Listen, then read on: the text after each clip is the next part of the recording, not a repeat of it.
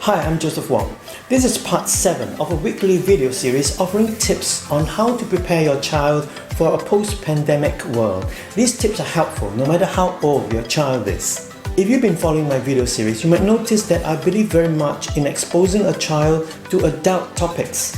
It means I have to use children's language so that not only will they understand it, they will also find it interesting enough to want to know more. For today, I'm taking something from book 2 of I'm So Ready for Life. In chapter 3, I explained to a child what an elevator pitch is. Most of us learn elevator pitch only when we are adults, but an elevator pitch is more than a technique.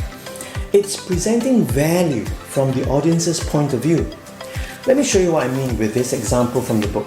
One boy named Henry says, "My favorite subjects are math and science."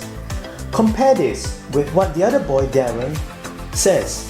"I love to find out how things work, so math and science are my favorite subjects." Now, ask your child. Both Henry's and Darren's favorite subjects are math and science. So in a sense, they are equal. But if your child were to choose one boy to be in his team to enter a science competition, whom will he choose? If your child chooses Darren, incidentally, choosing Darren is the purpose of this exercise, ask why. The key lesson is to make your child say Darren brings value. It doesn't mean that Henry doesn't bring value. It just means that Henry did not say how useful he is. Another way is asking, "So what?" If you look at Henry saying, "My favorite subjects are math and science," and ask, "So what?" you will see how what Darren says helps him. "I love to find out how things work." Let's see what the Life Guide says about elevator pitch.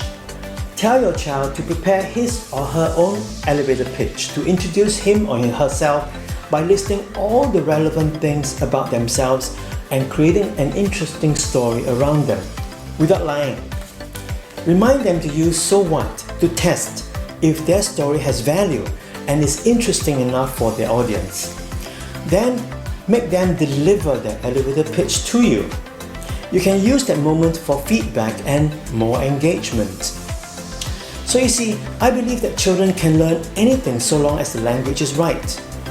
Join me in part 8 to pick up more easy tips to engage your child. I'm Joseph Wong.